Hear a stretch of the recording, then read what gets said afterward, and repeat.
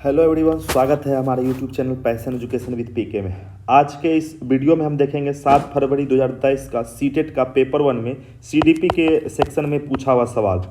तो बने रहिएगा वीडियो के अंत तक। कोई डिजिटल बोर्ड नहीं है, ना ही किसी पीडीएफ को अच्छे तरीके से मेरे पास टाइपिस्ट है कि हम इसको लिखवा सकें, बट मेरे पास कुछ 4 ऑप्शन को छांटने का तरीका कैसे हो सकता है या जो कुछ भी हमारे अंदर है हम आपके सामने खुल करके रखेंगे। तो उम्मीद करते हैं कि ये सारा हमारा बताने का तरीका आपके एग्जाम में काम आए। आपका एग्जाम सामने है 21 जनवरी को, जिसमें कि मददगार साबित होगा। तो बने रहिएगा वीडियो के लास्ट तक।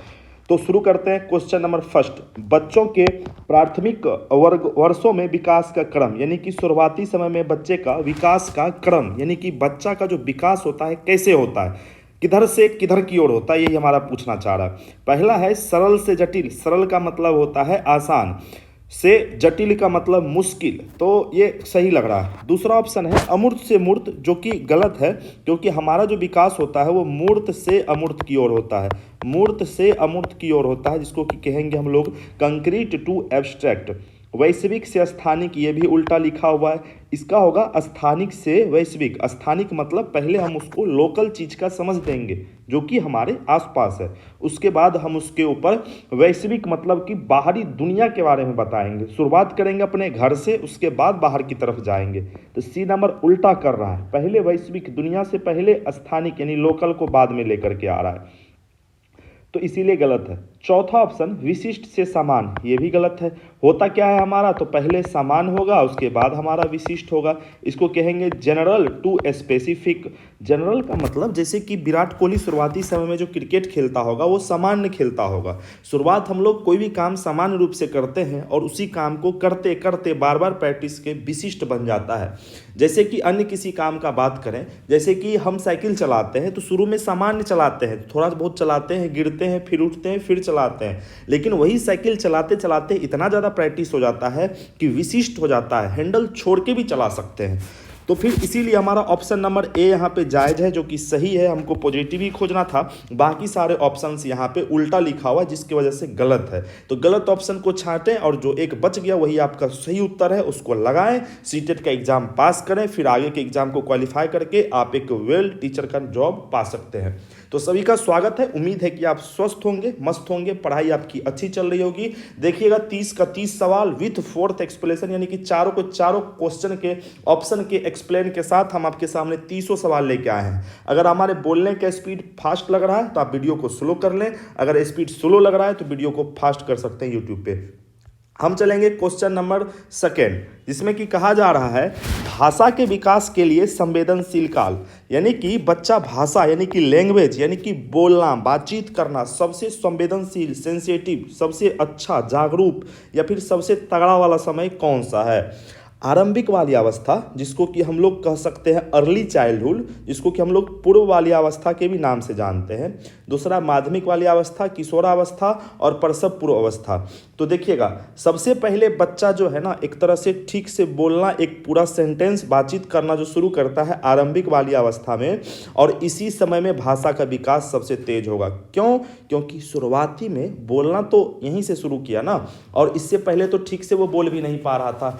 इस समय में देखिएगा आरंभिक वाली अवस्था, जिसका लगभग 3 से 6 साल तक का एज होता है, इस एज का बच्चा बहुत ही ज़्यादा जिज्ञासु होगा, तरह तरह की प्रश्न पूछेगा। ये क्या है, इसका क्या मतलब है, ये किसका घर है, ये कौन सा कलर है, इसका 4 पैर है, उसका कितना पैर है। तमाम तरह की सवाल जो कि उसको नई दुनिया से रूबरू होने में मदद करता है, सीखने में मदद करता है। तो भाषा विकास के लिए ऑप्शन नंबर ए, बाकी के ऑप्शन यहाँ पे गलत है, यानी कि उचित नहीं है इस सवाल के लिए। तीसरा चलेंगे, वह प्रक्रिया जिसमें बच्चे समाज में अपनी भूमिका को सीखते हैं। देखिए सीखते हैं, कहाँ सीखते हैं, समाज में सीखते हैं। समाज में सीखने का बात किया है तो यह हमारा समाजीकरण है। समाजीकरण किसको कहेंगे? जब कोई बालक समाज के अनुरूप चलना सीख ले, समाज के साथ कदम से कदम मिला ले, समाज का जो नियम कानून है, जैसे समाज कहता है चोरी करना गलत है और बच्चा भी समझ ले कि चोरी करना गलत है, मतलब उसका समाजीकरण हो रहा है। जिस भी व्यक्ति का समाजीकरण होगा अच्छे से, वह आपसी में तालमेल बना के रहेगा, किसी से झगड़ा नहीं करेगा, ठीक से बातचीत करेगा, अच्छा दोस्ती रखेगा। समायोजन का मतलब होता है एकोमोडेशन, यानी कि इसको हम लोग पियाजे के सेंस में जब पढ़ते हैं तो इसको कहेंगे पूर्व ज्ञान में बदलाव करके नए ज्ञान को लेना, या अपने पूर्व स्कीमा में संशोधन करके नए स्कीमा को लेना। समावेशन का अर्थ होता है मिलाना, और अनुकूलन का मतलब होता है किसी भी माहौल के अनुसार ढल जाना या फिर अपने आप को एक तरीके से मॉडिफाई करना परिस्थिति के अनुसार, अनुकूलन। तो यहाँ था समाज में अपनी भूमिका से सीखते हैं कि भूमिका का मतलब होता है कैसे क्या करना है, रोल अदा क्या करना है, तो ये समाजीकरण कहलाता है। ऑप्शन नंबर ए हमारा यहाँ पर जो है बिल्कुल ही राइट आंसर है। अब चलेंगे क्वेश्चन नंबर 4 की तरफ। चौथा नंबर सवाल क्या कह रहा है, एक बार आप भी देख करके ऑप्शन लगा सकते हैं। संज्ञानात्मक विकास के किस चरण में अनुकरण करने लगते हैं व उसमें वस्तु स्थायित्व की योग्यता आ जाती है। यानी कि ये जीन पाइगेट से क्वेश्चन है। अगर आपने थ्योरी की क्लास की है तो बहुत अच्छा, नहीं तो आप हमारे चैनल पे भी या फिर कहीं और से भी पढ़ सकते हैं पियाजे का थ्योरी। जिसको पियाजे का थ्योरी नहीं पता है उनको ये सवाल पढ़ने में समझने में दिक्कत होगा, बट फिर भी हम समझाने का प्रयास करते हैं। अनुकरण करने का मतलब होता है दोस्तों नकल करना, किसी भी का कॉपी करना। जैसे कि आप जैसा काम कर रहे हैं बच्चा भी वैसा दोहरा रहा है, मतलब अनुकरण कर रहा है। तो अनुकरण करना। और वस्तु स्थायित्व होता है ऑब्जेक्ट परमानेंस, यानी कि छिपी हुई वस्तुओं को ढूंढ लेना। छोटे बच्चे में हरकत होता है कुछ भी छुपा दीजिए तो उसकी तरफ उसका नज़र जाता है और जानता है कि उसको वहाँ छुपाया गया है, वस्तु दुनिया से गायब नहीं हुआ है। ये वस्तु स्थायित्व है। ये होता है संवेदी चालक अवस्था, जिसका कि एज होता है पियाजे के अनुसार 0 से 2 साल, यानी 0 to 2 years old children have a object permanence. Its stage name is sensory motor stage, and second option is pre-operational stage, and third option is concrete operational, and fourth is abstract operational। यानी कि यहाँ पे कहना चाह रहा है कि वस्तु स्थायित्व कहाँ आएगा, तो सीधा सीधा है संवेदी गामक में आएगा। बाकी किसी ऑप्शन में हमारा इसका लेना देना है नहीं। पियाजे का थ्योरी पढ़िएगा, सीधा सीधा सवाल यहाँ से बनता है। ठीक है, चलिए थोड़ा थोड़ा वीडियो बनाते वक्त हेजिटेशन आता है, बट कोई नहीं, हम लगातार इस तरह से करते रहेंगे और अपने आप में सुधार करेंगे। अब ऑप्शन नंबर 5 को हम लोग देखते हैं। क्वेश्चन नंबर 5 को देखते हैं कि जीन पियाजे के सिद्धांत के अनुसार वह बच्ची जो सूरज को सजीव मानती है, वाह भाई, कहता है जो सूरज को सजीव मानती है, जबकि सूरज एक निर्जीव होता है।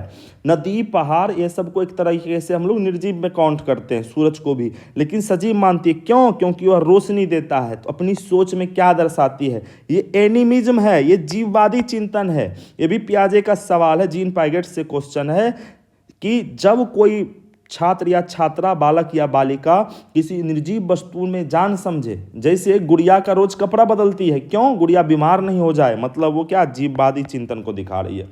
केंद्रीकरण क्या होता है? अपने सोच को केंद्रित करना, सेंटर्ड करना, यानी कि जैसे लैपटॉप है, लैपटॉप के बारे में सोचेगा कि सिर्फ कार्टून दिखाने का चीज़ है, तो किसी एक सोच पे केंद्रित हो गया ना जी, किसी एक सोच को खोल नहीं पाया कि लैपटॉप से बहुत सारा काम हो सकता है, सिर्फ कार्टून देखना सोच रहा है बच्चा, यानी केंद्रीकरण है। वस्तु स्थायित्व ऊपर भी हम चर्चा कर चुके हैं। अपरिवर्तितता का मतलब होता है नहीं पलट पाना, नहीं पलट पाना, यानी कि अपरिवर्तिता माने अपरिवर्तित है, नहीं पलट पा रहा है। जैसे बच्चे को सिखाए 4 + 6 = 10, इस बच्चा से पूछे 6 + 4 = क्या होगा, तो यह बोला कि हमको नहीं पता है, मतलब इस चीज़ों को पलटने पे जवाब नहीं दे रहा है, यानी कि अपरिवर्तिता है। और ये जीन पियाजे के अनुसार बच्चे दूसरी अवस्था में ऐसा करते हैं। ठीक है, केंद्रीकरण भी बच्चे पियाजे की दूसरी अवस्था में, वस्तु स्थायित्व पियाजे की पहली अवस्था में, जीववादी चिंतन पियाजे की दूसरी अवस्था में। ठीक है, और 4 अवस्था है, आप लोग को नाम पता होगा ही, कमेंट में आप लिख भी सकते हैं। अब एग्जाम नज़दीक है, आपको ये सब चीज़ पढ़ा हुआ होना चाहिए, पाइगेट का थ्योरी तो होना ही होना चाहिए सभी बच्चों के एकदम जुबान पे। क्वेश्चन नंबर 6, निम्न में से कौन सी संकल्पना लेव वाइगोस्की, जी हाँ वाइगोस्की से सवाल आ गया। 3 सिद्धांत है ना, आप सबको पता भी होगा, एक है हमारे जीन पियाजे, और एक हमारे वाइगोस्की, और एक हमारे कोहलबर्ग। ये तीनों महानुभाव का सवाल आना ही आना है सीडीपी में। और एक हमारे गार्डनर जी, हार्वर्ड गार्डनर, जो कि बुद्धि से आते हैं। तो इन सबों का सिद्धांत आपको जानना ही जानना पड़ेगा, इससे तो सवाल आना ही आना है। बहुत ही आपको एक तरह से most very very important VVI question, जहाँ से कि छूटेगा ही नहीं सवाल में आना। तो आप इसको पढ़ लीजिए, आराम से सवाल को लगाइए, बहुत भारी नहीं है हमारा सब्जेक्ट।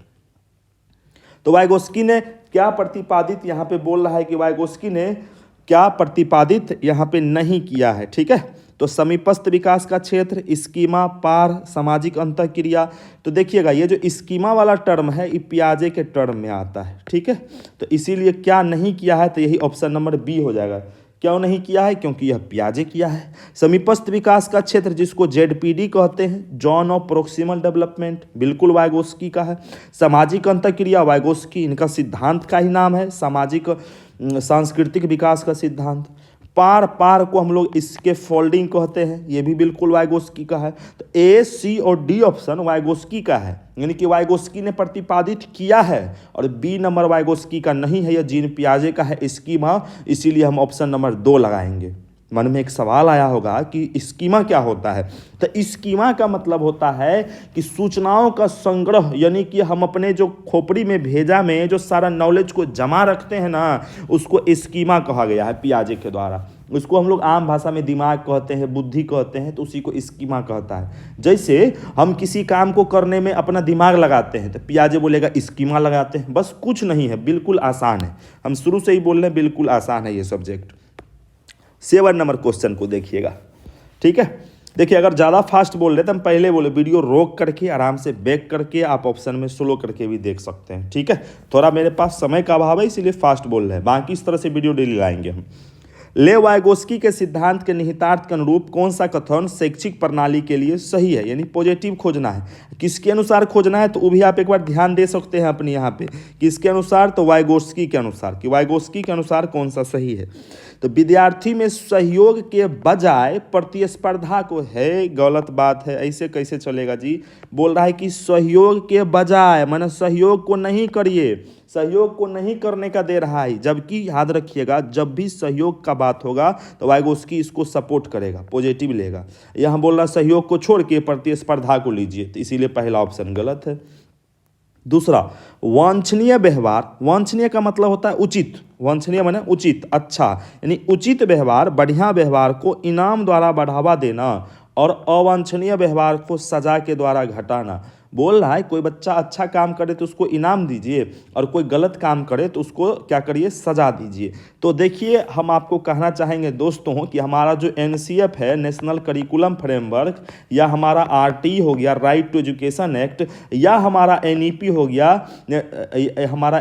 गया, नेशनल एजुकेशन पॉलिसी, तमाम तरह की किसी भी आप हमारे शैक्षिक पॉलिसी को ले सकते हैं। कोई भी ना ही इनाम के ऊपर अच्छा बोला है, ना ही सजा को अच्छा माना है। तो कभी भी भले ही यह सही कह रहा है कि अच्छा काम करे तो इनाम दीजिए और खराब काम करे तो उसको डंगाइए, मारिए, लेकिन हम फिर भी इस ऑप्शन को नहीं लेंगे। क्यों? क्योंकि सजा देना और इनाम देना दोनों को ही गलत ठहराया जाता है। इससे बच्चों के अंदर गलत मानसिकता पैदा होती है। जैसे कि छोटे बच्चे को आप इनाम देके कोई काम करवाए, दोबारा उसी काम को करने बोलिएगा तो वो फिर से इनाम खोजेगा और उसके अंदर अपनी आत्म जागरूकता खत्म हो जाएगी और इनाम के ऊपर निर्भर हो जाएगा। तो इसीलिए इनाम को नहीं रखना है। तीसरा ऑप्शन, उपयुक्त इशारे व संकेत प्रदान करके पार या आलम्बन देना। जी हाँ, यही तो हमारा आंसर है कि वाइगोस्की के अनुसार क्या सही है। तो भाई साहब, इशारे व संकेत, हिंट देना जिसको कहते हैं हम लोग, पार या आलम्बन। पार का ही एक पर्यायवाची शब्द आलम्बन, हम लोग अपने गांव में आम भाषा में आलम्बन को अलान देना भी कहते हैं। जैसे सब्जी में अलान देते हैं, अलान क्या होता है, सहारा देने का काम करता है। उसी तरह से वाइगोस्की कहता है कि एक शिक्षक को, एक माता पिता भाई को अब क्या करना चाहिए, जो पढ़ रहा है बच्चा उसको अलान देना चाहिए, सहयोग देना चाहिए। चौथा ऑप्शन, उद्दीपन व प्रतिक्रिया के बीच अनुबंधन को प्रोत्साहित करना, नहीं करना। देखिए हम बताते हैं, ये उद्दीपन, प्रतिक्रिया, ये अनुक्रिया और ये अनुबंधन, ये सब तमाम तरह की वर्ड हमारे मनोविज्ञान में, याद रखिएगा, व्यवहारवादी का द्वारा यूज किया गया है। और एक सवाल देखिएगा, इस बार BPSC में, याद रखिएगा, BPSC का जो फिजिकल एजुकेटर का एग्जाम हुआ था वहाँ पर पूछा हुआ है कि व्यवहारवाद का जनक कौन है। आप उल्टाइए जा करके। बीपीएससी टीचर का एग्जाम का बात कर रहे हैं हम, जहाँ पे फिजिकल एजुकेटर का बात हुआ था, तो व्यवहारवाद का जनक जेबी वॉटसन है, याद रखिएगा। तो व्यवहारवादी लोग का मानना है कि उद्दीपन से इस सब से अनुबंधन मतलब आदत डलवाना, उद्दीपन का मतलब कुछ भी ऐसा चीज़ जो हमको अंदर से झकझोर दे, और प्रतिक्रिया का मतलब उसके प्रति रिएक्शन देना। तो ये सब व्यवहारवादी का। और हमारा क्वेश्चन है वाइगोस्की जी से, और वाइगोस्की किस में आते हैं, तो संरचनावादी में आते हैं, संरचनावादी कैटेगरी से हैं। तो इसका कैटेगरी ही मैच नहीं कर रहा है, तो क्यों लगाएं चौथा ऑप्शन, सी नंबर ऑप्शन हमारा सही है। अब थोड़ा सा हम और फास्ट हो जाएंगे। कोहलवर्ग के अनुसार नैतिक विकास की प्रथम अवस्था की क्या विशेषता है, प्रथम अवस्था की क्या विशेषता है, नीचे से हम लोग चढ़ते हैं। अमूर्त सार्वभौमिक सिद्धांत, देखिए सार्वभौमिक जब भी वर्ड आए तो याद रखिएगा ये उत्तर परंपरागत में चला जाएगा। कानून और नियम को बनाए रखना, बनाए रखने का बात हो जाएगा पूर्व परंपरागत में या पूर्व प्रथागत जिसको आप लोग कहते हैं, पूर्व प्रथागत नहीं, प्रथागत जिसको हम लोग आप लोग कहते हैं, जिसको प्रथागत कहते हैं कन्वेंशनल में। दूसरों का स्नेह और अनुबंधन करना, ये भी आपका बात है, इसी में कन्वेंशनल का बात है। ऑप्शन नंबर ए आंसर है, प्रथम अवस्था का बात था, जहाँ पे नियमों को निश्चित और निरपेक्ष रूप में देखना पसंद करते हैं। अच्छा याद रखिएगा, जब जीन पियाजे का भी आप लोग नैतिक विकास, याद रखिएगा पियाजे का भी नैतिक विकास का 2 चरण दिया है, तो पहला वाला का यही कहना है जहाँ पे नियम को निश्चित मानेगा, और दूसरा वाला अवस्था में बोलेगा कि नियम को बदला जा सकता है। पियाजे का भी नैतिक विकास है, आप सबको पता होगा ही। एक प्रगतिशील कक्षा कक्ष में 9 नंबर सवाल, एक प्रगतिशील यानी प्रोग्रेसिव क्लासरूम में, यानी कि प्रोग्रेसिव क्लासरूम जहाँ पे बच्चे का हर एक तरफ से ध्यान रखा जाए, हर एक बच्चे को आगे बढ़ाया जाए, किसी को किसी तरह की दुख दुविधा पढ़ाने का तरीका बहुत अनोखा हो, बच्चे वाद विवाद करे, अन्वेषण करे, सक्रिय रहे, आपस में विवाद करे, करके सीखे, ये तमाम तरह की बातें होती है प्रगतिशील कक्षा में। तो बोल रहा है कि यहाँ पे प्रगतिशील कक्षा को लेकर के, कि जब एक प्रगतिशील कक्ष है तो वहाँ पर क्या होना चाहिए, तो बच्चे निश्चित पाठ्यक्रम, देखिए निगेटिव वर्ड है, गलत है। निश्चित पाठ्यक्रम का मतलब होता है फिक्स सिलेबस, निश्चित मतलब यही होना है, तो निश्चित नहीं होगा, पर सिलेबस तो कभी भी बदला जा सकता है। आगे देखते हैं, बच्चे उन गतिविधि में संलग्न होते हैं जिससे वह अपनी क्षमता को पा लेते हैं, हो सकता है उन गतिविधि में संलग्न होते हैं जिससे वो अपनी क्षमताओं को पा लेते हैं, यानी जो कर सकता है उसको पा लेता है। थोड़ा सही लग रहा है, आगे देखते हैं। बच्चों की योग्यता के अनुसार उसका नामीकरण या पृथककरण, निगेटिव गलत हो गया। नामीकरण का मतलब होता है उसको लेबलिंग करना, जैसे कोई बच्चा कमजोर है तो बोल दिए भोंदू है, बोक्का है, कोई बच्चा तेज है तो बोलेंगे वाह मेरा शेर आ गया। तो अलग अलग नहीं करिए किसी को। नामीकरण, पृथककरण का मतलब होता है अलग अलग भागों में बांटना, ये भी निगेटिव है, ये भी निगेटिव है। बच्चे इनाम, ये भी निगेटिव है। सजा, ये भी निगेटिव है, बचने के लिए कार्य करता है, बोलता है कोई बच्चा जो आपके स्कूल में काम करता है ना, तो इनाम से बचने के लिए या फिर सजा से बचने के लिए, तो ये भी गलत बात है। तो यही ऑप्शन हमारा 2 नंबर सही है। ऑप्शन छांटिए ना, आपका उत्तर मिलेगा, ऑप्शन छांटिए ना, बिल्कुल उत्तर मिलेगा, क्यों नहीं मिलेगा। 10 नंबर सवाल को देखिएगा, निम्न में से किस प्रकार की बुद्धि का हार्वर्ड गार्डनर, हम बता ही रहे थे गार्डनर से सवाल आना ही आना है, गार्डनर के द्वारा किया गया है। तो सामान्य बुद्धि नहीं होगा, स्पीयरमैन जी का दिया हुआ है। विशिष्ट बुद्धि भी स्पीयरमैन का है। स्पीयरमैन जी याद रखिएगा, स्पीयरमैन एक मनोवैज्ञानिक है जिन्होंने एक बुद्धि का द्विकारक सिद्धांत, याद रखिएगा, द्विकारक सिद्धांत दिया है, जिसमें 2 तरह का बुद्धि, एक सामान्य बुद्धि, एक विशिष्ट बुद्धि। भौतिक बुद्धि कुछ होता नहीं है। हमारा जो इस सवाल का सही उत्तर है वह है ऑप्शन नंबर सेकेंड, जहाँ पर कि भाषाई बुद्धि, लिंग्विस्टिक इंटेलिजेंस का बात करते हैं Harvard Gardner. According to Harvard Gardner total 8 type of intelligence, जो कि हमारे एनसीईआरटी में मेंशन है, ठीक है। बाकी तो इससे ज़्यादा भी आप पढ़ सकते हैं। तो आपको एक बार हार्वर्ड गार्डनर का जो है ना मुख्य 8 प्रकार को खुद से चेक कर लेना है कि किसका क्या मतलब है, ठीक है। तो यहाँ पर हार्वर्ड गार्डनर ने किसके द्वारा किया गया था, तो भाषाई बुद्धि दिया गया है, बाकी कोनो इसका दिया हुआ नहीं है, इसीलिए हम 10 का 2 नंबर ऑप्शन रखे हैं, बाकी ऑप्शन को छांट दिए हैं। अब हम चलेंगे इसी सवाल के 11 नंबर, अगला सवाल पे चलेंगे, क्वेश्चन नंबर 11। देखिएगा क्या कह रहे हैं 11 नंबर सवाल, कि एक प्राथमिक कक्षा कक्ष, प्राथमिक का मतलब 1 to 5, शिक्षिकाओं को व्यक्तिगत वाक यानी कि प्राइवेट स्पीच, याद रखिएगा व्यक्तिगत वाक किसको कहते हैं पहले सुन लीजिए आप लोग। व्यक्तिगत वाक का मतलब होता है जब कोई बच्चा खुद से बोल करके बात करे, जब कोई बच्चा खुद से बोल करके बात करे तो उसको अकेले में, तो उसको व्यक्तिगत वाक कहा गया। जैसे कोई बच्चा खिलौने से खेल रहा है, छोटा बच्चा घर में गुड़िया से अपने में बात कर रहा है, हम अपनी गुड़िया को नहलाएंगे, हम अपनी गुड़िया को खिलाएंगे, चलो गुड़िया अब तुम सो जाओ। जब आप उसके पास जाते हो तो बच्चा शर्मा जाती होगी। तो बच्चा जब खुद से अकेले में बोल के बात कर रही है तो इसी को व्यक्तिगत वाक कहा गया है, प्राइवेट स्पीच कहा गया है। याद रखिएगा, जो व्यक्तिगत वाक वर्ड यूज किया गया है ये वाइगोत्स्की जी के द्वारा यूज किया गया, वाइगोत्स्की। और इसी चीज को जब बच्चा खुद से अकेले में बोल करके बात कर रहा है तो इसी चीज को वाइगोत्स्की जी के द्वारा अहम केंद्रित वार्ता कहा गया है, अहम केंद्रित वार्ता। सेम बात, बच्चा खुद से अकेले में बात करे तो वाइगोत्स्की बोलेंगे क्या, व्यक्तिगत वार्ता, या फिर इसी को बोलता है ये निजी वार्ता। याद रखिएगा, वाइगोत्स्की जी का कहना है निज वार्ता, निज वार्ता या फिर व्यक्तिगत वार्ता, जबकि पियाजे का कहना है अहम केंद्रित। और याद रखिएगा ये अच्छा होता है जब बच्चा इस तरह से कर रहा है ना, बढ़िया बात है। वो अपने कार्य को दिशा देने के लिए ऐसे करता है, सेल्फ रेगुलेट करने के लिए ऐसा करता है। तो क्या करना चाहिए, ऐसे चीज को प्रोत्साहित करना चाहिए, कर सकते हैं। हतोत्साहित नहीं, ये गलत है। हतोत्साहित का मतलब होता है पैर खींचना, उसको दबाना, उसको मना करना, नहीं जी। नकारना नहीं, नकारना भी नहीं है। इस्तेमाल, बच्चे को दंडित करना, ये भी नहीं है। पहला सही है, पहला तो सही है, क्या ही दिक्कत है फर्स्ट ऑप्शन में, बिल्कुल सही है कि बच्चे को प्रोत्साहित करिए। अगर कोई व्यक्तिगत वाद करता है यानी अहम केंद्रित बात कर रहा है तो उसको आप मना नहीं करिए, ठीक है, करने दीजिए, उससे उसका दिमाग तेज होगा। ऐसा हम नहीं है, ऐसा हमारे मनोवैज्ञानिक लोगों का कहना है। अगला सवाल, क्वेश्चन नंबर 12। मोहन ने घर व समाज में लड़कों की भूमिका को देखते हुए लड़कों की स्कूल में आयोजित एक कार्यक्रम में लड़की की भूमिका को यह कर निभाने से इनकार कर दिया कि वह लड़का है, इसीलिए लड़की की ड्रेस नहीं पहनेगा। अच्छा, जैसे कि कोई नाटक चल रहा था, वहाँ पे क्या हो रहा था ना, प्रोग्राम था, लड़का लड़की मिक्स होगा, तो वहाँ पे मोहन बोला कि हम जो है लड़की वाला रोल नहीं करेंगे, लड़की कपड़ा नहीं पहनेंगे। क्यों? क्योंकि हम लड़का हैं, जबकि ऐसा नहीं कहना चाहिए था। लड़का लड़की कोई भी इस रोल को कर सकता है, रोटी सब बना सकता है, हवाई जहाज सब उड़ा सकता है, गणित कोई भी बना सकता है। तो यह क्या दर्शाता है, जेंडर भूमिका में लचीलापन। देखिएगा, पहली बात तो क्वेश्चन पढ़ के यह सेंस समझ में आया कि गलत किया है, निगेटिव है, ठीक है। ऐसे हम निगेटिव लिखते हैं और ऐसे पॉजिटिव लिखते हैं, प्लस माइनस, माइनस मतलब निगेटिव, तो ये निगेटिव किया। तो जेंडर भूमिका में लचीलापन अच्छी बात है। लचीलापन का मतलब होता है फ्लेक्सिबल, थोड़ा ऊपर नीचे होना, तो ये पॉजिटिव है। जेंडर समानता, ये भी पॉजिटिव है। जेंडर गतिशीलता, यह भी पॉजिटिव है। जेंडर प्ररूप, यह निगेटिव है। इसीलिए ऑप्शन नंबर चौथा हमारा सही आंसर है। अच्छा, जेंडर चैप्टर में थोड़ा इंग्लिश याद रखिएगा तो आपको थोड़ा सा ऑप्शन छांटने में ज़्यादा मजा आएगा।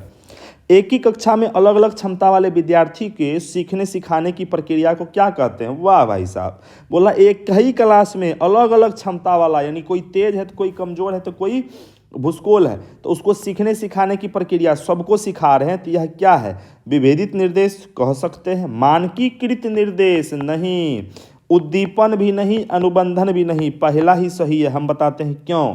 विभेदित निर्देश का मतलब होता है विभेदित, विभेदित का मतलब होता है विभेद किया हुआ, मतलब अलग अलग किया हुआ। इसको आपको नेगेटिव नहीं लेना है, ये भयंकर पॉजिटिव चीज है, याद रखिएगा। देखिएगा, एक होता है कि एक रूप निर्देश, याद रखिएगा, एक रूप निर्देश। एक रूप निर्देश गलत है। एक रूप का मतलब क्या? एक ही लाठी से सबको हाँकना, यानी पूरा क्लास में जितना भी बच्चा है सबको एक ही तरीका से पढ़ा दो, एक ही निर्देश सबके लिए दे दो, यह गलत है। विभेदित निर्देश या फिर बहुरूप निर्देश अच्छा होता है, यानी कि अलग अलग बच्चों के लिए अलग अलग प्रकार का निर्देश हो गया विभेदित निर्देश, ठीक है।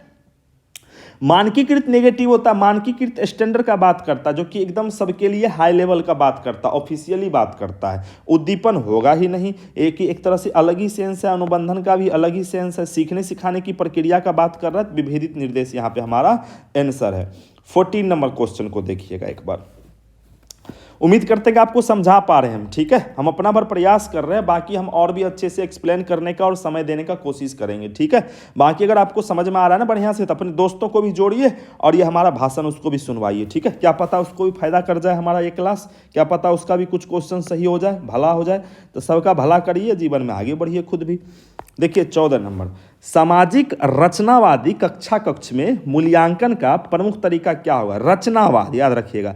रचनावादी में पियाजे वाइगोस्की आते हैं। ये लोग बात करते हैं हमेशा, एकदम याद रखिएगा, बच्चों के अपसारी चिंतन पे बात करते हैं, बच्चों के एक तरीके से सक्रिय होने पे, अन्वेषण होने का बात करते हैं, खोज करने का बात करते हैं, करके सीखने का बात करते हैं। पियाजे वाइगोस्की आते हैं, हम शुरू में ही बता रहे थे अभी आपको। तो ये वस्तुनिष्ठ प्रत्याह्वान आधारित परीक्षा यानी ऑब्जेक्टिव क्वेश्चन। दूसरा बोला सहयोगात्मक, 1 मिनट कहाँ भागे जा रहा है, तुरंत इसको पकड़ते हैं, रुकिए, हाँ आ गया। दूसरा बोल रहा है सहयोगात्मक परीक्षाएं। अच्छा, सहयोग का बात हुआ, रचनावादी है, वाइगोस्की भी तो इसी में है जी, वो तो सहयोग का बात करेगा ही करेगा, तो क्यों नहीं लगाएंगे बी नंबर? बिल्कुल सही उत्तर होगा मानकीकृत मानक संदर्भित। सुनिएगा, एक होता है मानक संदर्भित, एक होता है मानदंड संदर्भित, ठीक है। तो हम आपको ना कमेंट में एक HW दे दिए कि मानक संदर्भित और मानदंड संदर्भित, ठीक है। एक होता है NRT, एक होता है CRT। आपको क्या करना है, दोनों का फुल फॉर्म लिखना है। हम देखते हैं कौन कौन बच्चा लिखते हैं फुल फॉर्म। फुल फॉर्म अगर लिखेंगे तो हम ही समझ गए कि 14 नंबर क्वेश्चन तक कम से कम आप देखें एग्जाम इस वीडियो को, ठीक है। आगे देखते हैं 15 नंबर। शिक्षार्थी के आकलन का सबसे महत्वपूर्ण उद्देश्य, क्यों हम आकलन करते हैं? अध्यापन की प्रभावशीलता पर विचार करना और सीखने को बढ़ाने के लिए संशोधित करना। यानी इसीलिए परीक्षा लेते हैं कि बच्चे में जो कमी है उसको देखें और उसको संशोधित का मतलब होता है बदलाव करना। ये सही है। शिक्षक के सौंपे गए कार्य में से एक कार्य को पूरा करना, काम पूरा करना नहीं है, रिकॉर्ड और रजिस्टर पूरा करना नहीं, कक्षा में समान योग्यता वाले समूह बनाना, गलत है। समूह कैसा बना रहा है? समान योग्यता, यानी कि एक ही जैसा बच्चा का एक समूह बनाएगा, यानी खाली तेज का समान योग्यता, भूसकोल है तो खाली भूसकोले का, गलत। अलग अलग योग्यता का अलग अलग समूह नहीं बनाना है, सभी को मिक्स समूह बनाना है। ए नंबर आंसर सही है हमारा। 16 नंबर, विद्यार्थी को उसकी अभिरुचि, जरूरतों और परिवेश की विभिन्नताओं को ध्यान में रख के विविध प्रकार की गतिविधि व अनुभव के विकल्प देना किस सिद्धांत का पालन करता है? यानी बोल रहा है कि अभिरुचि, सबका इंटरेस्ट, जरूरत, परिवेश, सबको ध्यान में रख करके अलग अलग गतिविधि और अनुभव कराना, ये समावेशन कहलाएगा। समावेशन का मतलब होता है कि अलग अलग को सबको एक साथ मिलाना, सबको एक साथ। नामीकरण, पृथक्करण निगेटिव वर्ड है, प्रतिस्पर्धा निगेटिव है, बहिष्करण निगेटिव है। बहिष्करण का मतलब बाहर कर देना, नकार देना, भगा देना। 17 नंबर सवाल देखिएगा कि निम्न में से क्या क्लासरूम में सांस्कृतिक संवेदनशीलता को बढ़ावा नहीं देता है? यानी कि सांस्कृतिक संवेदनशीलता, ये निगेटिव खोजना है हमको कि कौन सा कल्चर के बारे में गलत है, कौन सा कल्चर के बारे में बढ़ावा नहीं देगा। तो विभिन्न संस्कृति की गतिविधि आयोजन करना सही है, अच्छी बात है, ये तो पॉजिटिव है। हमको निगेटिव खोजना है। विद्यार्थी को उसकी संस्कृति अनुभव को साझा करने को बढ़ावा देना, ये भी अच्छी बात है। कोई बच्चा अपना संस्कृति बोलना चाह रहा है तो हम उसको बढ़ावा देंगे, बिल्कुल देंगे, क्यों नहीं देंगे। केवल निगेटिव होता है, याद रखिएगा। केवल सांस्कृतिक, प्रभावी संस्कृति के त्यौहार मनाना। प्रभावी संस्कृति का मतलब जिसका ज़्यादा चलता है समाज में, जैसे मान लीजिए 10 धर्म 4 जाति कुछ भी है जिसका थोड़ा ज़्यादा चलती है, सिर्फ उसी का त्यौहार मनाना अपने स्कूल में, ये कहाँ से सही है? केवल लगा दिया, ये गलत है, निगेटिव ही खोजना था, यही आंसर है। हर विद्यार्थी की पृष्ठभूमि को स्वीकारना, ये तो अच्छी बात है, हमको तो गलत बात खोजना था, तीसरा गलत किया है। 18 नंबर देखिएगा, पाठ पढ़ने और समझने में कठिनाई। देखिए कठिनाई किस में हो रहा है? पढ़ने में कठिनाई है, इसको पठन विफल कहेंगे, इसको कि हम लोग डिसलेक्सिया कहते हैं, ठीक है। गुणज विफल को डिसकैलकुलिया कहते हैं, याद रखिएगा। लेखन विफल को क्या कहेंगे? तो डिसग्राफिया कहेंगे। श्रवण बाधिता मतलब एक बच्चा को सुनने में दिक्कत है, तो यहाँ पे सीधी बात, नो बकवास की पढ़ने में दिक्कत, पढ़न वैकल्य, ठीक है। तो आप इसको एक बार देख लीजिएगा, 7-8 प्रकार का अलग अलग होता है। पढ़ने में दिक्कत है तो इसको कहेंगे डिसलेक्सिया, लिखने में डिसग्राफिया, गणित में दिक्कत डिसकैलकुलिया। अगर बच्चे को शारीरिक संबंधित दिक्कत है, कुछ शरीर से काम वाम करने में, तो इसको अप्रेक्सिया। भाषा में दिक्कत है तो अलेक्सिया। बच्चे को तनाव संबंधित है तो डिस्थीमिया, समझ गए। तो भ्रम है तो उसको डिसमोर्फिया। इस तरह के तमाम जो कि सीटेट में पूछे जाते हैं, आपको याद होना चाहिए। अब देखेंगे क्वेश्चन नंबर 19 हमारा क्या कह रहा है। 19 नंबर को देखिए, श्रवण बाधित, अभी तुरंत बोल रहे हैं, जिसको सुनने में दिक्कत है, तो कौन सी शिक्षण सहायक सामग्री उपयुक्त नहीं है, यानी इसको पढ़ने के लिए कौन सामान अच्छा नहीं होगा।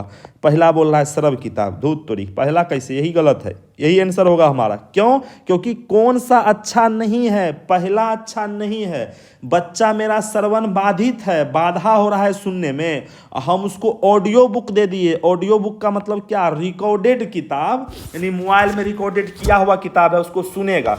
कैसे सीखेगा? नहीं सीख पाएगा, उसको सुनने में पहले से दिक्कत है, सुनने वाला किताब काहे देंगे। गलत कर दिया हम, गलत ही खोजना था, इसीलिए ए नंबर।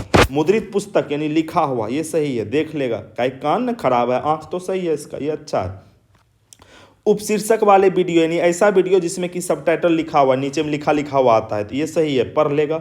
3 आयामी चार्ट और मानचित्र, इसको भी पढ़ लेगा। श्रवण बाधित को सुनने का काम देंगे तो गलत काम हम कर दिए, इसीलिए 19 का पहला ऑप्शन हमारा गलत हो गया। क्वेश्चन नंबर 20 को देखेंगे कि एक शिक्षिका को अपनी कक्षा में सृजनात्मक बच्चा माने कुछ नया करने वाले बच्चे की पहचान करने के लिए किस प्रकार के प्रश्न पूछना चाहिए। रिक्त स्थान को पूर्ति करो, वही ऑब्जेक्टिव टाइप हो गया। अरे ऐसा प्रश्न पूछिए ना जिसमें खुला उत्तर हो, एकदम भरदम अपने मन से कुछ भी बता सके बच्चा, तभी ना आप देखिएगा कौन सबसे सृजनात्मक है, क्रिएटिव है। सही मिलान करो, सही और गलत देखिएगा। A number, B number, C number सब ऑब्जेक्टिव टाइप क्वेश्चन है, ठीक है। डी नंबर हमारा उत्तर होगा, जो कि बात कर रहा है खुले जवाब वाले मुक्तोत्तर प्रश्न, जिसको कि हम लोग कहेंगे out of the box thinking, याद रखिएगा, out of the box thinking वाले क्वेश्चन के ये हैं, ठीक है। जहाँ पे खुला जवाब है, बच्चा अपने मन से बोलेगा और आप उसमें किसी तरह की रोक ठोक नहीं है, तो यही आंसर है। जहाँ पे बच्चा अभिसारी नहीं अपसारी चिंतन करेगा, डाइवर्जेंट करेगा, ठीक है, कन्वर्जेंट नहीं करेगा। क्वेश्चन नंबर 21, अच्छा ये अभिसारी और अपसारी चिंतन कितना दिया हुआ है, थोड़ा आप ये भी कमेंट में लिखिएगा। तो हमको जहाँ तक रहता है कि कुछ वो है गिल, अब नहीं बताएंगे, आगे अपना लिखिए। यह महत्वपूर्ण है कि बच्चा अपने साथ जो अनुभव स्कूल में लाता है, अच्छा यानी स्कूल में जब बच्चा आया ना शुरू में पढ़ने के लिए, तो कुछ ना कुछ तो अनुभव घर से लेकर आया। पहला साल में एडमिशन होता है लगभग 6 साल 5 साल, 6 साल का बच्चा बहुत कुछ घर से सीख करके आता है। तो जो घर से सीख के लाया, क्या वो अच्छा था, जरूरी था, पढ़ने में मदद करेगा कि फालतू है सब कुछ। याद रखिएगा, उसके घर का सीखा हुआ स्कूल से आने से पहले बहुत ही मददगार होता है, अच्छा होता है, बढ़िया होता है। उसको बढ़ावा देना है, उसको स्वीकारना है, उसको सकारना है, उसको निकारना नहीं है, उसको निगेटिव नहीं लेना है, ठीक है। तो इसीलिए कहेंगे नज़रअंदाज तो नहीं करेंगे, नकारेंगे नहीं, आगे बढ़ाएंगे, हाँ ये सही है। उसकी उपेक्षा नहीं जी, उपेक्षा नहीं, याद रखिएगा, उपेक्षा निगेटिव वर्ड है, अपेक्षा, अपेक्षा अच्छा होता है। उपेक्षा का मतलब होता है नकारना किसी को एक तरीके से। 22 नंबर देखिए 22, बच्चे कैसे सीखते हैं? चीज़ों को बनाकर, हाँ, पढ़ के, लिख के, हाँ, बोलकर, ठीक है, सोचकर, सब तरह से सीखते हैं जी। चौथा लगाइए ना, 1 2 3 4, इसमें क्या ही दिक्कत है, आसान है। 23 नंबर देखिए, किस कक्षा में विद्यार्थी बेहतर ढंग से सीखेंगे? अच्छा, कौन क्लास में अच्छा सीखेगा? तो जो बढ़िया से पढ़ाएगा। देख लेते हैं ऑप्शन हम। शिक्षक ज्ञान के निष्क्रिय, गलत बात, निष्क्रिय नहीं, सक्रिय में ना बेहतर सीखेगा, निष्क्रिय में कैसे सीखेगा। दूसरा, शिक्षक मानता है कि केवल उच्च बुद्धि लब्धि वाले, ये भी गलत है, यानी खाली तेज का बच्चा, गलत बात। शिक्षक बच्चों की उसकी गति के अनुसार सीखने की अनुमति देता है, हाँ ये हो सकता है। गति के अनुसार मतलब जो जल्दी सीखेगा उसको उस तरह से, जो तेजी से नहीं, अलग अलग तरह से सिखा रहा है, कमजोर और तेज सबका ध्यान रख रहा है। शिक्षक सभी बच्चों के लिए मानकीकृत पाठचर्या, निगेटिव आ गया ना, मानकीकृत जी, चौथा ऑप्शन भी काटिए, सी नंबर हमारा सही जवाब है। 24 नंबर, जब शिक्षक, देखिए क्या कह रहा है कि जब शिक्षक, ध्यान से सुनिएगा, कि जब शिक्षक बच्चों के अनुभवों को कक्षा में शामिल करते हुए उसके सामाजिक सांस्कृतिक संदर्भ में उदाहरण देता है, यानी बच्चे के घर का अनुभव को क्लास में लिया और उसके समाज से, संस्कृति से जोड़ करके कोई उदाहरण दिया, तो बच्चों में किस प्रकार की भावना प्रोत्साहित होगी? अपनापन, हाँ हो सकता है। हीनता, अलगाव, क्रोध, negative negative negative, there is positive, and a number is our option. 24 का पहला, काहे कि बच्चे के समाज का, बच्चे के संस्कृति का, बच्चे का घर का उदाहरण लिए ना, तो उसको अपनापन लगेगा, अच्छा लगेगा कि हाँ सर जी हमरो घर का जवाब लिया, हमारे बारे में भी सोचा, तो उसको अपनापन महसूस होगा। अब देखिए 25 नंबर, समस्या समाधान की प्रक्रिया किससे बेहतर होगी? निष्क्रिय नहीं जी, सक्रिय से होगा। बेहतर पूछ रहा है। प्रतिक्रिया सेट कार्यात्मक स्थिरता, ये भी निगेटिव, ये भी निगेटिव, पहला पॉजिटिव, इसीलिए आंसर पहला नंबर। तार्किक सोच, देखिए हम बताते हैं कहाँ है गलत है। आप भी कहिएगा खाली निगेटिव पॉजिटिव लिख देते हैं, बताते कुछ नहीं है, तो सुनिए हम समझाते हैं आपको। कार्यात्मक स्थिरता, स्थिरता का मतलब रुक जाना। तो जब हम किसी काम में रुकावट, ऐसा स्थिरता करने की, जहाँ पर हमारा दिमाग तरह तरह का चिंतन नहीं कर सके, अपसारी नहीं करके अभिसारी करने लगे, तो यानी कार्यात्मक स्थिरता आ गया है। ठीक है, तो इसीलिए चौथा निगेटिव। प्रतिक्रिया सेट, जिसको कि रिस्पॉन्स सेट कहते हैं, सुनिएगा ध्यान से, यह कैसे निगेटिव है? जैसे कि हमको कोई एक फॉर्मूला आता है, इस फॉर्मूला से सवाल बनाता है, या कोई एक तरीका है, अलग अलग सवाल में एक ही तरीका को बार बार लागू कर रहे हैं, तो यह गलत बात है। क्योंकि एक ही तरीका से मान लीजिए एक सवाल नहीं बना, तो दूसरा अप्रोच हमको आता ही नहीं है, तो यानी प्रतिक्रिया समुच्चयन हो गया, सेट हो गया यहाँ पर। यानी तरह तरह की, जबकि समस्या बदलने पे तरीका भी बदलना चाहिए, लेकिन हम एक ही तरीका को सब जगह लागू कर रहे हैं, जो कि गलत बात है। तो इसीलिए सी नंबर निगेटिव है। ए अच्छा हमारा 25 का पहला ऑप्शन सही आंसर है। 26, बच्चों की भ्रांति व त्रुटि। सबसे पहले तो हम आपको बताना चाहेंगे कि थॉर्नडाइक का एक सिद्धांत है, प्रयास एवं त्रुटि का सिद्धांत, जहां पर कहता है कि बच्चा गलती करता है तो कोई बात नहीं, गलती से बच्चे के सोच का पता लगता है, याद रखिएगा, ताकि बच्चा ने सोचा क्या इसका पता चलता है। तो भ्रांति और त्रुटि को हमको बहुत गलत नहीं समझना है, इससे बच्चे के पता चलता है कहाँ से गलती किया, और इस शिक्षक को यही तो चाहिए कि बच्चा गलती कहाँ से किया। जब आप उसका गलती समझ जाइएगा तो उसी गलती को आप प्रयास करवा करके फिर से सही करवा सकते हैं। तो सीखना कि सिखाने में बेहद हानिकारक नहीं जी, इससे तो सही काम करवाएंगे।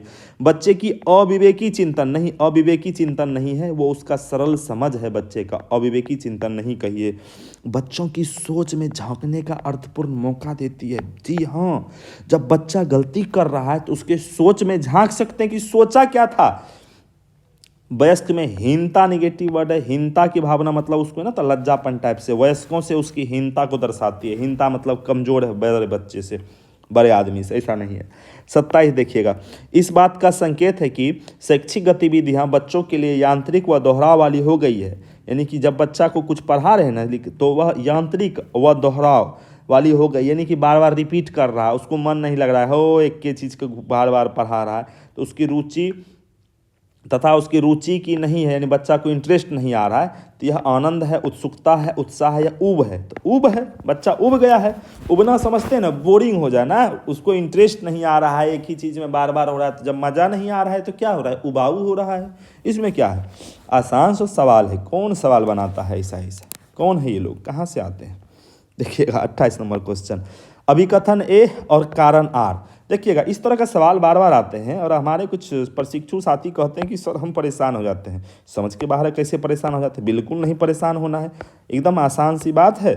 अरे आपसे सब कुछ संभव है, आपको इस बात को समझना होगा। जिस दिन आप समझ गए कि यह आपका नौकरी है, ये आपका क्वेश्चन है और आप इसको कर सकते हैं, यह आपके बस के अंदर की बात है, बस के बाहर की बात नहीं है। ठीक है, आपका जो बस है, जो खरीदे हैं, उसी की बात है। तो अब देखिए हमको करना क्या, हम बताते हैं आसान सा तरीका। अभिकथन ए और कारण आर, आपको क्या करना है, दो लाइन है, एक लाइन एक इधर, एक लाइन नीचे, है ना। स्वाभाविक सा दोनों लाइन को आराम से पढ़ना है। इस क्वेश्चन को तो बना दीजिएगा, हम आगे की भी बात कर रहे हैं। इसको पढ़ना है और पढ़ के देखना कि मीनिंग कैसा आ रहा है। क्या इसका मीनिंग अच्छा आ रहा है, क्या इसका मीनिंग अच्छा आ रहा है, या इसका मीनिंग खराब आ रहा है, नीचे वाले का मीनिंग खराब आ रहा है। देखिएगा जब दोनों का मीनिंग अच्छा आए और दोनों एक ही मैटर पे बात करें, तो हम कहेंगे कि दोनों सही है और एक दूसरे की व्याख्या करता है। ठीक है, तो अगर मान लीजिए दोनों का अच्छा है, दोनों दो मैटर पे बात करें, अलग अलग मुद्दा पे, तो हम बोलेंगे कि दोनों सही है लेकिन व्याख्या नहीं करता है। समझ रहे हैं? अब दोनों गलत है तो दोनों गलत है। देखिएगा हम देखते हैं। पहला, बच्चों में सजा का डर पैदा करके सीखने को सुसाद, सुसाद मतलब होता है बेहतर, किया जाता है। ये क्या कह दिया, गलत कह दिया। सजा का डर पैदा करके, नहीं जी गलत है। इनाम व सजा अर्थपूर्ण सीखने में बेहद प्रभावशाली है। देखिए भाई ये भी गलती कह दिया, कहता है कि इनाम व सजा देके बहुत अच्छा कर देंगे, दोनों गलत है। खोजिए इधर ऑप्शन, देखिए आप कौन सा ऑप्शन है, ये वाला। हाँ, ए और आर दोनों गलत है, डी नंबर। ठीक है, अब सेकेंड लास्ट क्वेश्चन, निम्न में से कौन सा कारक सीखने को प्रभावित करता है। यानी सीखने को प्रभावित, यानी प्रभावित मतलब ऐसे समझिए असर डालना। तो सीखने को क्या क्या असर डाल सकता है। विद्यार्थी की अभिरुचि मतलब क्या उसमें इंटरेस्ट है, संकल्पना की कथित प्रासंगिकता का मतलब होता है रिलेवेंट, मतलब कि जुड़ा हुआ होना चाहिए। ऑथेंटिक, यानी कि हम सीडीपी पढ़ रहे हैं, हम बात करने लगेंगे इकोनॉमिक्स का, तो आपको लगेगा कि सर ये तो अप्रासंगिक हो गया, मतलब काम का नहीं है। तो प्रासंगिक बिल्कुल ये भी होता है, ये भी सही, ये भी सही। विद्यार्थी में विकासात्मक स्तर, यानी बच्चा किसे डेवलप कर रहा है, किस लेवल का है, 5वां का है तो 5वां का दीजिए, छठा है छठा का दीजिए। सीखने सिखाने की पद्धति, यानी किस तरीका से पढ़ाया जा रहा है, सब कुछ हो जाएगा। ऑप्शन नंबर चौथा सही है, 1 2 3 4 सब यहाँ पे मायने रखेगा। 30 नंबर सवाल बताने से पहले एक बार बोलेंगे कि अगर आपको लगा कि हाँ भाई कुछ बता रहा है, समझा रहा है, सही सही कुछ हमको मददगार है, तो अपने दोस्तों को भी एक बार इस वीडियो को शेयर मार दीजिए व्हाट्सएप पे या कहीं पर भी, लिंक विंक इधर उधर फेंकिए उसको, और उसको बोलिए कि फ़ोन करके आए तुम भी देखो कोई आदमी को ठीक ठाक समझा रहा है, थोड़ा सा पढ़ लो, 21 को एग्जाम है, कितना दिन तो बचा ही है।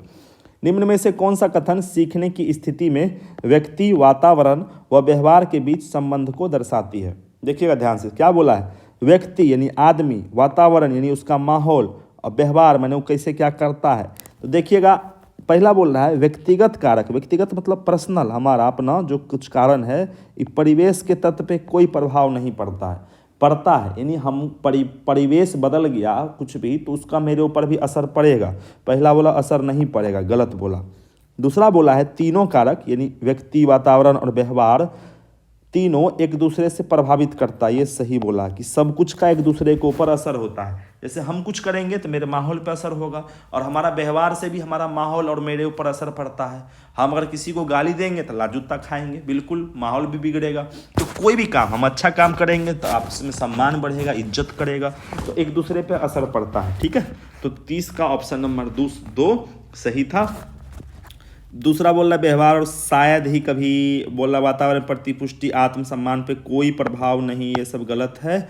हमारा जो है यहाँ पे 30 का दूसरा ऑप्शन बिल्कुल ही परफेक्ट था। तो फिर एक बार जो है आप सभी को फिर से कहेंगे, मन लगा के पढ़िए, एग्जाम नज़दीक है, लगे रहिए, बस लगे रहिए। ठीक है, सीटेट कोई बहुत बड़ा एग्जाम नहीं है, आराम से पढ़िए, फटाक से लगाइए एग्जाम, आ जाइए, फिर आगे की तैयारी करिए। ठीक है, इसी के साथ मिलेंगे फिर से दूसरे वीडियो में। ठीक है, शुभ रात्रि। अगर आप सुबह में देख रहे हैं तो आपको गुड मॉर्निंग। ठीक है, बाय बाय, टाटा।